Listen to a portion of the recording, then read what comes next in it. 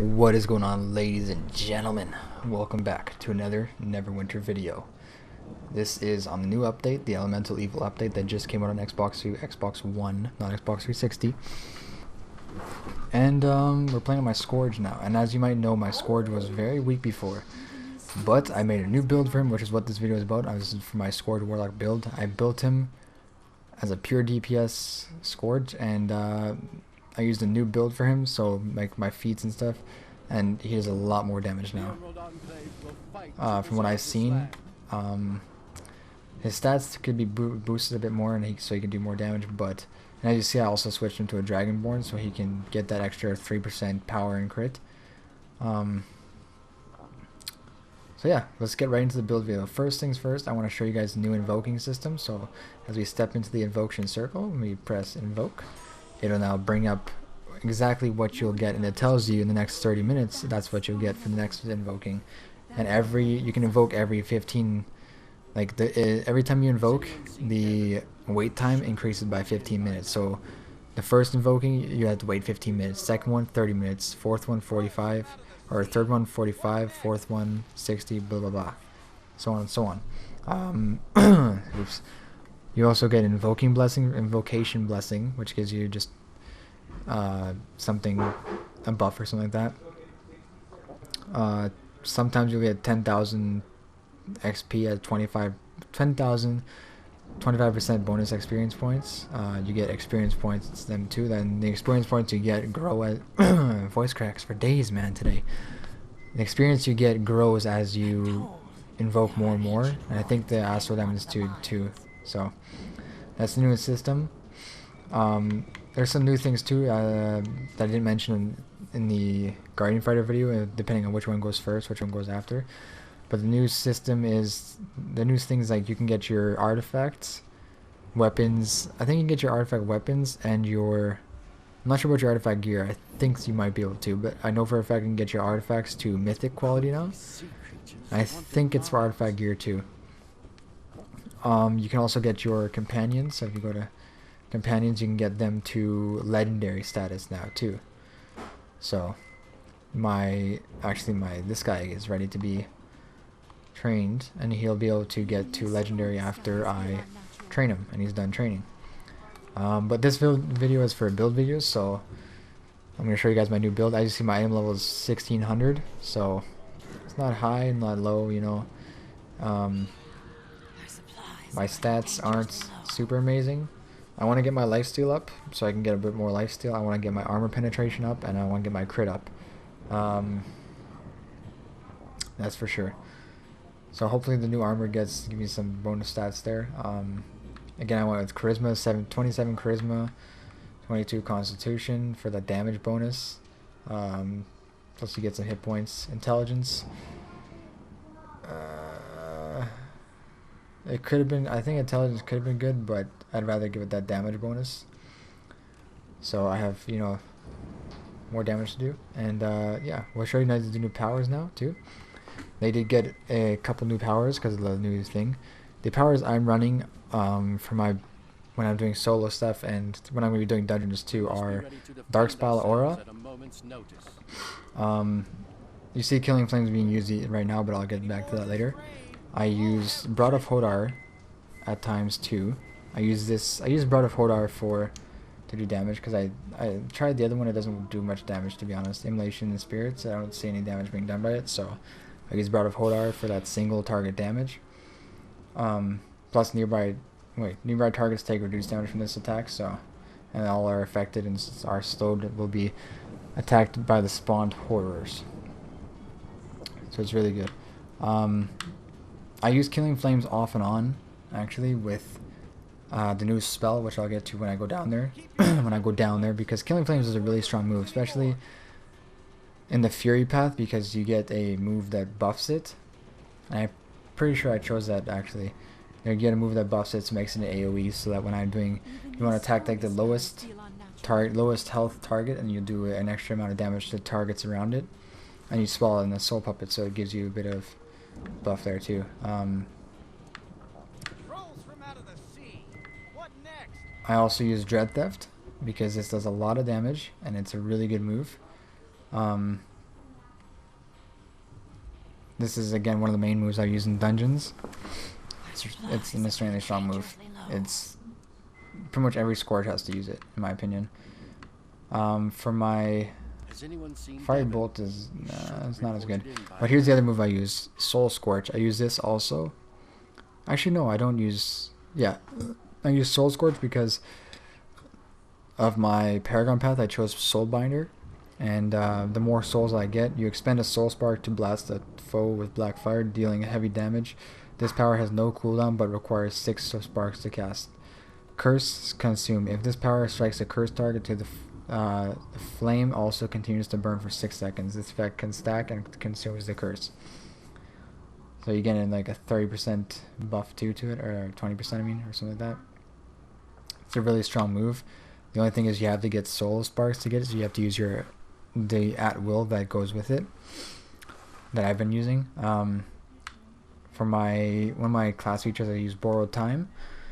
While you have soul sparks, they heal you every 2 seconds for 0.8% of your HP per soul spark. So the more soul sparks you get, the more health you get, which is really cool. Essence Defiler. This is what I use. This is what gives me soul sparks. You blast the target repeatedly, siphoning some of its end life energy into a soul spark, which is really. Cursed targets grant 3 soul sparks on final attack, which is really good. Plus it does a decent amount of damage. Herald Storm. This is for PvP. In my opinion, it's really good for PvP. Tyrannical Threat temporarily changes your Warlock's Curse class mechanic to Tyrannical Curse. Those affected by Tyrannical Curse are damage linked and deal 15% of the damage you deal to them to other targets within 30 feet. Damage link is increased by 5% and 5% again, so it's at 25% now. The next class feature I use is Dust to Dust. When your soul sparks heal you, they also generate 0.8% of your maximum action points. So, and then it goes up to an extra 16%, or it goes up to 16%, 0.16. One of the other things I like to use is Warlock's Bargain. The reason being because it's a really strong move. Plus, what it says is you forge a link between an enemy's soul and your own, and then offer it to your target dark patrons. You sacrifice 15% of your own hit points to steal life from your target over time. In addition, 15% of your incoming damage is redirected to your linked target. I'm actually going to equip this right now because I like it. Warlock's Bargain is considered a curse, but is not removed by powers that consume them. So it gives you life steal. It also, when you use it, it picks up the enemy into the air. So it kind of stuns them for a bit, sort of. Which is really good if you want to use your Dread Theft. You use Warlock's Bargain on a stronger enemy, or on the stronger enemy in the group, and then you use your Dread Theft on that enemy, so that they're standing still, so it's an easy target to hit, and that way you hit that enemy, and then the enemy's in between. You can just move around. Immolation of Spirits, animate. You consume soul sparks to animate burning spirits to attack your foes for 15 seconds. These spirits gain 10% increased damage resistance and 25% increased damage for every 6 soul sparks consumed. That's okay. It's not amazing. It does a lot of damage, but I haven't fully gotten into it. I haven't fully learned how to use it. One of the other spells I like to use. Oh no, that was Hadar. This is what I was talking about. So Warlock's Bargain doesn't do that actually. I was mistaken. I was using the wrong spell. Warlock's Bargain gives you life steal, but doesn't pick the enemy up. What picks the enemy up is Hadar's Grasp, which is another move I use. You lift your foe into the air, dealing damage to them and stunning them. Curse Consume. Consume curse effects to lift your target for twice as long. So it lifts them up, stuns them, and then you can hit them. That's what I like using. It's a really cool move. I'm going to test out Warlock's Bargain right now, but Arms of Hadar, that sounds like a pretty cool move. I might use that too if I test it out. But yeah, those are my powers that I use. Definitely recommend using them. Again, I'm following another build that I found on MMOminds.com.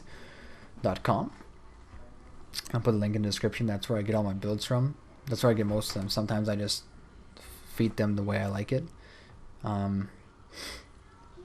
So let's move on to the feats now. For the feats, I went with the Soulbinder Fury Path.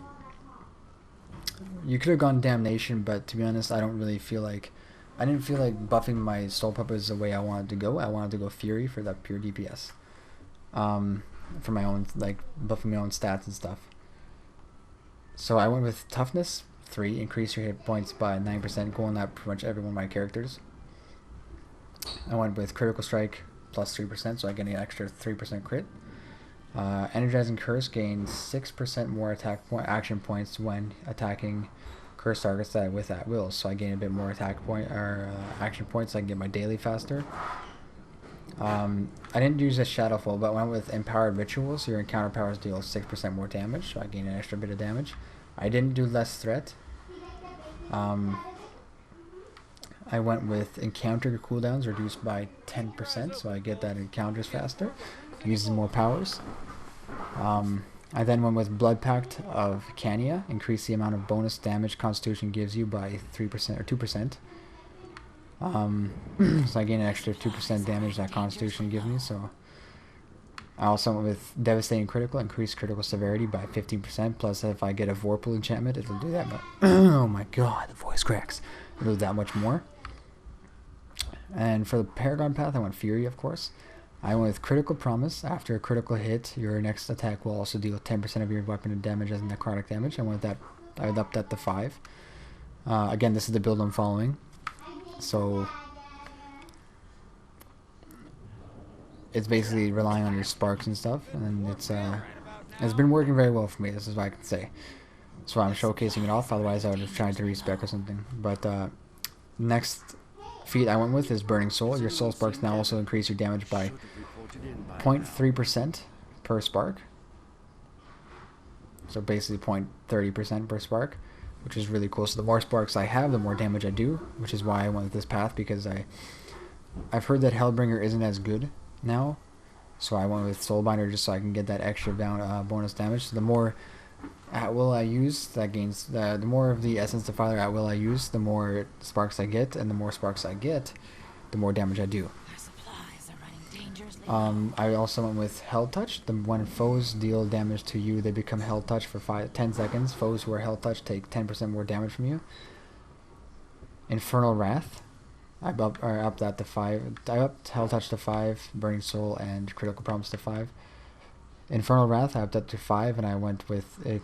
Your Lesser Curse also causes the target to have 5% less damage resistance, so they resist 5% less of the damage I do to them.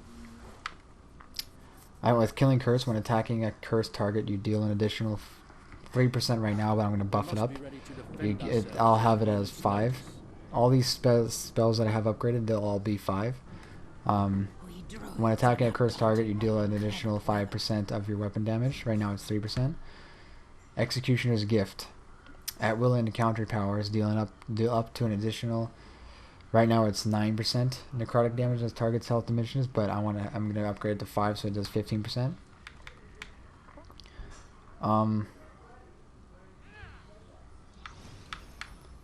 Murderous Flames. This is the Killing Flames.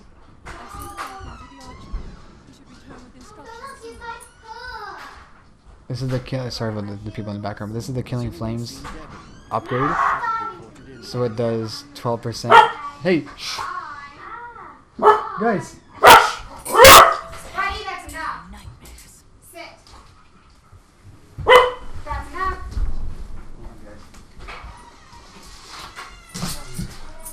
The dog. Hey! No. Okay, no. Apologize for that. The dog is stupid. The dumb dog.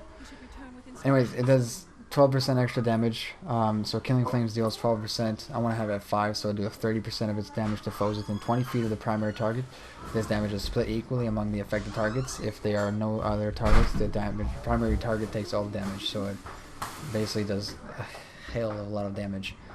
And with Brutal Curse to 3, that'll be 5 again too. So it'll be your Warlock's Curse increases your damage against affected targets by an additional 10% damage. Or 10%, so that boosts me up. All this is basically just set to boost my damage like crazy. So the final thing, the Paragon Path. This is the last thing on the tree. Is Creeping Death. When targets affected by your Warlock's curse taking necrotic damage from you, they are afflicted with Creeping Death. Creeping Death deals 60% of the necrotic damage over 8 seconds. Creeping Death stacks. So basically, this build is set for DPS. That's like the only thing I'm gonna be relying on. Plus healing myself with the lifesteal. If I have enough any more points, I'll probably put them into Offering of the Prisoner just to gain that extra damage. Or I might put it into this, depending on. I'll let you guys know. But when I get 70, I'll do another build video just to showcase my full build. But yeah, that's my build for now. Hope you guys enjoyed it, and if you use this build, let me know how it goes for you. This is this isn't a build I made up. This is a build that I found on MMO Minds. I'll put the link in the description. You can find the build there.